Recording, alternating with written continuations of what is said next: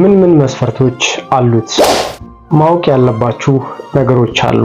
እነሱ በርካታ ሰው ዲቪ የደረሰው ይመስላል። እንኳን ደስ አላችሁ። ሌላ ክፍያ ነው ያለው።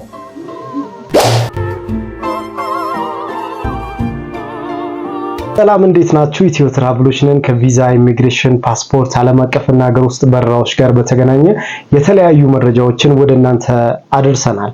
ዛሬ እንግዲህ በሜይ 3 ላይ የወጣው የዲቪ ሎተሪን በተመለከተ የተለያዩ መረጃዎችን ዛሬ አደርሳችኋለሁ ማለት ነው። በዚሁ አጋጣሚ ዲቪ ለደረሳችሁ ሰዎች እንኳን ደስ አላችሁ። የ2025 በርካታ ሰው የወጣለት ይመስለኛል። ስለዚህ ለእናንተ መረጃዎችን አደርሳችኋለሁ ማለት ነው። የአሜሪካን ኤምባሲ በኢትዮጵያ ያለው ማለት ነው ምን መስፈርቶችን ከዲቪ ሎተሪ ለወጣላቸው ሰዎች ከናንተ ምን ይጠብቃል የሚለውን ነገር እነግራችኋለሁ ማለት ነው። ከናንተ የሚጠበቀው በዋነኝነት ሰብስክራይብ፣ ላይክ፣ ሼር እንዲሁም ደግሞ ጥያቄዎች ካላችሁ ኮሜንት ላይ አስቀምጡልን። ኢትዮ ትራቭል ወደ በኋላ ላይ 50% ቅናሽ አድርገን ዲቪ ለደረሳቸው ሰዎች እንደ ጊቫዌይ እንዲሆንና እንኳን ደስ አላችሁ ለማለትም የእናንተን አንድ ጊቫዌይ አዘጋጅተናል። ያው ሰርፕራይዝ ስለሆነ ወደ በኋላ ላይ ጠብቁን። ምን እንደሆነ እንነግራችኋለን። ኢትዮ ትራቭልን ሰብስክራይብ አድርጉ፣ ላይክ አድርጉ። የቪዛ ጉዳዮችን፣ የኤምባሲ ጉዳዮች፣ ጥያቄዎች ካላችሁ እንዲሁም ደግሞ በቴሌግራም ቻናላችን ላይ የተለያዩ መረጃዎችን የምታገኙበት፣ የሥራ አማራጮችን የምታገኙበት፣ የቪዛና እንዲሁም የበረራ ጉዳዮችን፣ የአቪዬሽን ጉዳዮችን በአጠቃላይ በኢትዮ ትራቭል በኩል ታገኛላችሁ ማለት ነው። ከናንተ የሚጠበቀው እንደነገርኳችሁ ሰብስክራይብ ማድረግ ነው። የደውል ምልክቷን ተጫኑና ሰብስክራይብ አድርጉ። በተጨማሪም የቪፒኤን አብርታችሁ ደግሞ ብትመለከቱን እኛን ያበረታታናል። ይህንን በማድረግ ደግሞ አበረታቱን እንላችኋለን። ወደ መረጃችን እና ወደ አሜሪካ ኤምባሲ የዲቪ ሎተሪ የ2026 ምን መስፈርቶች ይዘዋል እሱ የአሜሪካን መንግስት እንግዲህ አሁን ባለው ሁኔታ በጣም ውጥረት ውስጥ ባለበት ሰዓት ላይ የዲቪ ሎተሪ ወጥቷል። ትራምፕ እንደምታውቁት እንግዲህ በርካታ ህጎችን በዲቪ እንግዲህ ነን ኢሚግራንት ለሆኑ በመላው ዓለም ላይ ከመላው ዓለም ወደ አሜሪካን ለሚገቡ ሰዎች የተለያዩ ህጎችን እያወጣ ባለበት ሰዓት ይሄ ህግ ወጥቷል ማለት ነው። የአሜሪካን መንግስት ነን ኢሚግራንት ሆነው ነገር ግን ወረቀት ለሌላቸው ሰዎች በጣም አጣብቂኝ ውስጥ ገብቷል። የ2027ቱ የአሜሪካን የዲቪ ሎተሪ በጣም አስቸጋሪ እንደሚሆንና ሙሉ በሙሉ ሊቆም እንደሚችል እየተገለጸ ይገኛል። ይሄ በእርግጥ በሴኔት ደረጃ እስካሁን ድረስ የታወቀ ነገር ባይኖርም የአሜሪካን መንግስት ግን ይህንን ጉዳይ ትኩረት ሰጥቶ እንደሚሰራ የትራምፕ መንግስት በርካታ መረጃዎችን እያወጡ ይገኛሉ። ዲሞክራቶች ግን ይገባል፣ በእርግጥም ደግሞ የዲቪ ሎተሪ መቆም የለበትም የሚል የሁለተኛ ሐሳብ አላቸው። እነሱን ሁለቱን ሐሳቦች እንግዲህ በሂደት የምናይ ነው የሚሆነው። ትራምፕ ያስቆመዋል ወይንስ ደግሞ የባይደን የዲሞክራት መሪዎች ደግሞ መጣው ይህንን የዲቪ ሎተሪ ፕሮሰስ ወይንም ደግሞ አፕሊኬሽን ያስቀጥሉታል የሚለውን ነገር ደግሞ በሂደት የምናየው ነው የሚሆነው። አሜሪካን ላይ አሁንም ድረስ ችግር የሆነው በግሪን ካርድ መንቀሳቀስ አልተቻለም። ምክንያቱም የአሜሪካን መንግስት አሁን ባለው ሁኔታ በተለያዩ ቦታዎች ላይ እንቅስቃሴ ለሚያደርጉ ሰዎችን አሳውቁን፣ ከስቴት ወይንም ደግሞ ከአሜሪካን ወደ ተለያዩ ሀገራት ለምትሄዱ ሰዎች እኛ ጋር ማሳወቅ አለባችሁ ብለዋል። አሜሪካን ላሉ ኢትዮጵያውያን፣ ኤርትራውያኖች ይህን ጉዳይ አሳስቧቸዋል። ለነሱም በሌላ ጊዜ የተለያዩ መረጃዎች ሲኖር ጠቅለል አድርገን የአሜሪካን ለሚኖሩ ኢትዮጵያኖች መረጃዎችን እናደርሳለን ማለት ነው። በዚሁ አጋጣሚ ኢንቪቴሽን ወደ ኢትዮጵያ ማስላክ የምትፈልጉ በትምህርት፣ በስራ፣ በተለያዩ ጉዳዮች ላይ በግራጁዌሽንም ሆነ በፋሚሊ ኢንቪቴሽን ማስላክ የምትፈልጉ ሰዎች ካላችሁ አሜሪካን ዋሽንግተን ዲሲ ቢሮ አለን። ስለዚህ እኛን ማግኘት ትችላላችሁ። ዋሽንግተን ዲሲ ለምትኖሩና በመላው አሜሪካን ያላችሁ በኦንላይንም ስለምንሰራ እዛም እኛን ማግኘት ትችላላችሁ። ዱባይ ላይ ቢሮ አለን፣ ቱርክ ላይም እንደዛው። ስለዚህ እነዚህ ሀገራቶች ላይ ያላችሁ ኢትዮጵያኖች የቪዛና የፓስፖርት እንዲሁም ደግሞ ዓለም አቀፍ የሆኑ የተለያዩ ጉዳዮችን እኛን መጠየቅ ትችላላችሁ፣ ማማከር ትችላላችሁ ማለት ነው። በኦንላይንም እንዲሁም ደግሞ በአካልም መጣችሁ እኛን ማግኘት ትችላላችሁ። በዋትስአፕ ስልካችንም ሁሌም ዝግጁ ነው ማለት ነው። በዚሁ አጋጣሚ ደግሞ መናገር የምፈልገው አዲስ አበባ ላላችሁ ኢትዮጵያኖች እኛን ማግኘት ትችላላችሁ። በዚህ ስልክ ቁጥር ዲቪ ሎተሪ 2026 ምን አዳዲስ ነገሮችን ይዟል፣ ከናንተ የሚጠበቁ መስፈርቶችን እናያለን። እንደሚታወቀው የአሜሪካን ኤምባሲ አዲስ አበባ ያለው ማለት ነው በርካታ የዲቪ ሎተሪ ለደረሳቸው ሰዎች የዲኤስ 260 ቅጽ ፎርም እንዲሞሉ ያደርጋል። ይሄ ማለት ወደ አሜሪካን ኤምባሲ ስትገቡ የምትሞሏቸው የእናንተ ስለ ፋሚሊያችሁና ስለእናንተ ባክግራውንድ ስታተስ የምትሞሉት የዲቪ ፎርም ወረቀት ነው። ይሄ ወረቀት 6 ፔጅ ወይንም 3 ፔጅ ሊኖረው ይችላል። እያንዳንዱ ጥያቄዎች ግን መሞላት ግዴታ አለባቸው። ወደ ኤምባሲ ስትገቡ 2 ፎርሞች ይኖሯቸዋል። በዚህ አጋጣሚ ስለ አሜሪካን የዲቪ ሎተሪ የደረሳችሁ የ2026 ማለት ነው ከናንተ የሚያስፈልገው በርካታ መስፈርቶች አሉ። ዲቪ የደረሳችሁ ከዋናው ቁጥር ጀምሮ ኬአር ኮዳችሁ ጭምር ያስፈልጋል። የዲቪ የደረሳችሁን ፕሪንት ታደርጉታላችሁ። ዲቪ የሞላችሁበትን ኮድ ነምበር ያስፈልጋችኋል። ሌላኛው ፓስፖርት ነው። ቢያንስ 6 ወር ወይንም ደግሞ ከዛ በላይ ኤክስፓየር ዴት ያልደረሰ መሆን አለበት። ሌላኛው የቅርብ ጊዜ ፎቶግራፍ ያስፈልጋችኋል። ከወንጀል ነፃ መሆናችሁን ማረጋገጥ ይኖርባችኋል። ሌላኛው ደግሞ በትምህርት ደረጃችሁን የትምህርት ማስረጃችሁን መያዝ ይኖርባችኋል። አሁን ባለው ሁኔታ የአሜሪካን መንግስት ያስቀመጠው ቢያንስ የ12ኛ ክፍል ብሔራዊ ፈተና የወሰደ መሆን አለበት ይላል። በተጨማሪም ደግሞ በቴክኒክና ሙያ 2 ዓመት የሰራ መሆን አለበት ይላል። ከሙያው የረጅም ዓመት የራቀ ወይንም ደግሞ ለ5 ዓመት ያክል ምንም አይነት ስራ ላይ ተሳትፎ ከሌለው ይሄ ሰው ከዲቪ ፎርም ዲስኳሊፋይድ ይደረጋል ይላል። በጣም ነው የሚያሳዝነው። ስለዚህ ከናንተ የሚጠበቀው ነገር እነዚህን መስፈርቶችን ማሟላታችሁን እርግጠኛ መሆን አለባችሁ። ሌላኛው የባዮሜትሪክ አሻራና የሜዲካል ዋስትና ያስፈልጋል። ለዚህ ክፍያ ትከፍላላችሁ። ይቅርታ ለዚህ ምንም አይነት ክፍያ የለውም። ለፎርም ለምታስገቧቸው ፎርሞች በሙሉ በነፃ ነው የሚቀበሏቸው። ነገር ግን ለዲቪ ፎርም ሞልታችሁ ወደ ቪዛ ፕሮሰስ ስትገቡ ግን 330 የአሜሪካን ዶላር ትከፍላላችሁ። ይህም ክፍያውም በኢትዮጵያ ባንክ በኩል ክፍያውን ማድረግ ትችላላችሁ ማለት ነው። ስለዚህ በአቢሲኒያ ባንክ፣ ዳሽን ባንክ፣ የኢትዮጵያ ንግድ ባንክ ለአሜሪካን ኤምባሲ ክፍያውን መፈጸም ትችላላችሁ። ይሄንን የምታደርጉት ግን የአሜሪካን ቪዛ ኤምባሲ ለመግባት የዲኤስ 260 ቅጽ ፎርም ስትሞሉ አብራችሁ የሚሰጣችሁ ኮድ አለ። በዛ ኮድ መሰረት የምትከፍሉት 330 የአሜሪካን ዶላር ብቻ ነው የምትከፍሉት ማለት ነው። ሌላ ክፍያ ከናንተ አይጠበቅም።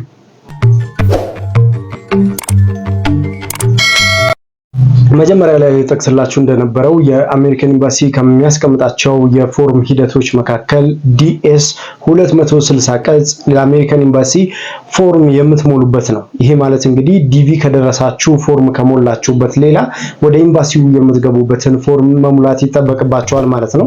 ይሄም ደግሞ ለኤምባሲው የምትከፍሉት የዲኤስ 260 ቅጽ ፎርም ክፍያ አለ። አሁን ባለው ሁኔታ 225,900 ብር ትከፍላላችሁ በኢትዮጵያ ማለት ነው። ያ ማለት በዶላር 185 ዶላር ትከፍላላችሁ ማለት ነው። ይህንን በተለያዩ ባንኮች መክፈል ትችላላችሁ።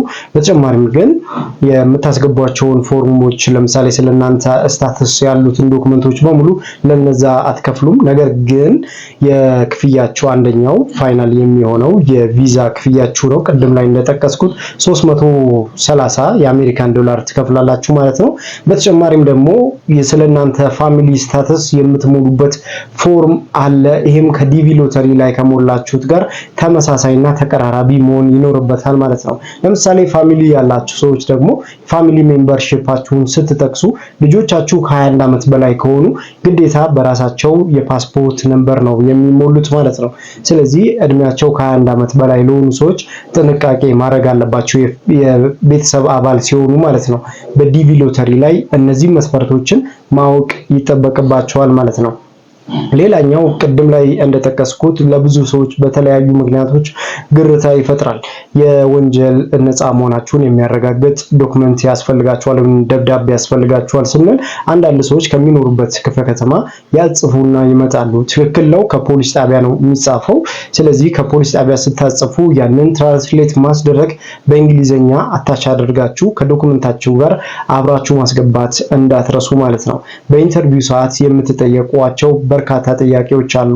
ከዚህ መካከል የተለያዩ ጥያቄዎችን በቀጣይ ቪዲዮ አዘጋጅላችኋለሁ። ስለዚህ ከናንተ ዋነኝነት የሚጠበቁት እነዚህ ናቸው። ሌላኛው ነገር ደግሞ ኤምባሲ ቃለ መጠይቅ ስትገቡ መጀመሪያ ማድረግ ያለባችሁ በዲቪ ሎተሪው ላይ የሞላችኋቸውን ፎርሞችን ማንበብ ይኖርባችኋል።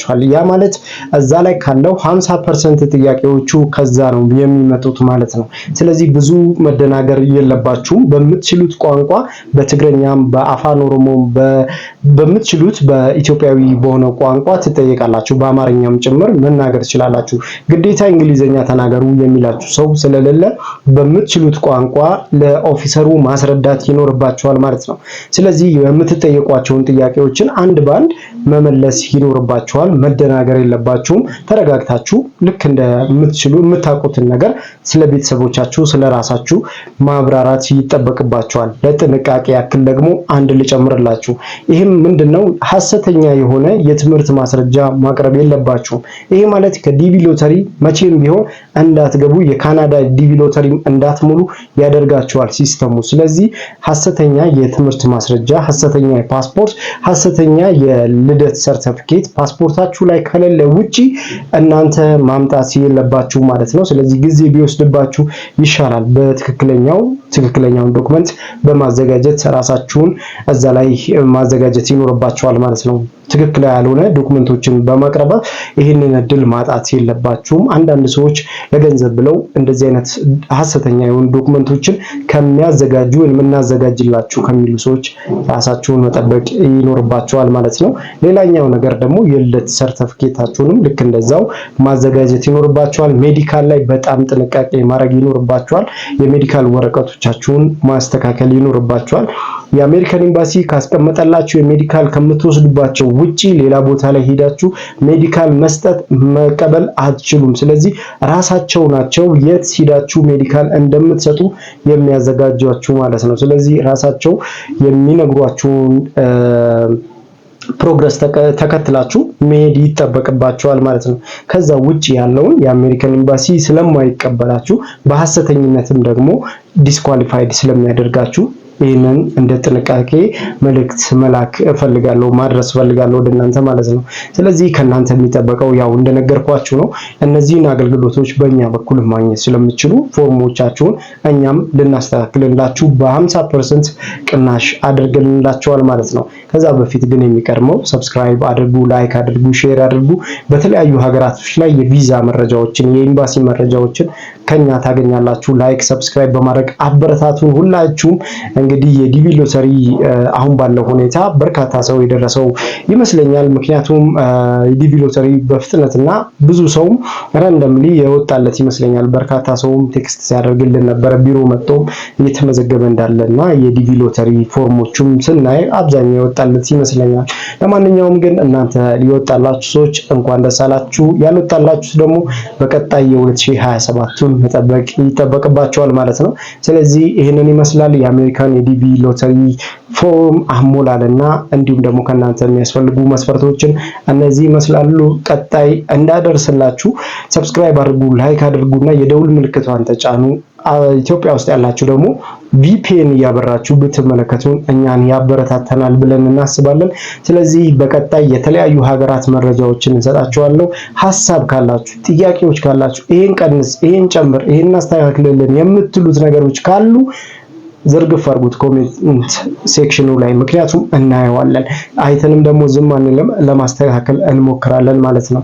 በቴሌግራም ቻናላችን፣ በዩቲዩብ ላይ፣ በፌስቡክ፣ በቲክቶክ አለን።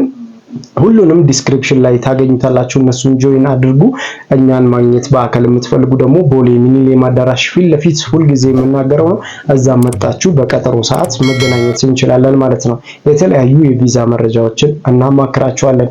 በግል ኢንተርቪው መሰልጠን የምትፈልጉ ሰዎች ደግሞ ካላችሁ ይሄንን እድል አመቻችተንላችኋል። ስለዚህ ኢንተርቪውን የአሜሪካን ኤምባሲ እንዲሁም ደግሞ የተለያዩ ሀገራት ኤምባሲ የኢንተርቪው ጉዳይ ካላችሁ እኛን ሳታማክሩ ወደ ኤምባሲ እንዳትገቡ። ምክንያቱም ኢንተርቪው አሰልጥነን ጥያቄዎችን አውጥተን እናንተን አፕግሬድ አድርገን ወደ ኤምባሲ እንልካቸዋለን ማለት ነው። በግልም በቡድንም መምጣት ትችላላችሁ ይሄንን እድል ለማግኘት ማለት ነው። ስለዚህ እነዚህን እድሎችን በሙሉ ለማግኘት ሰብስክራይብ አድርጉ፣ ላይክ አድርጉ፣ ሼር አድርጉ። ፌስቡክ ላይ 6000 ተከታይ ያለው የኢትዮ ትራቭል ፌስቡክ ፔጅ አለ፣ እሱንም ፎሎ አድርጉት። እዛ ላይም የተለያዩ መረጃዎችን ታገኛላችሁ። ቴሌግራም ሳይረሳ ማለት ነው። ይህንን ለማለት እወዳለሁ። መልካም ጊዜ። አመሰግናለሁ። ፒስ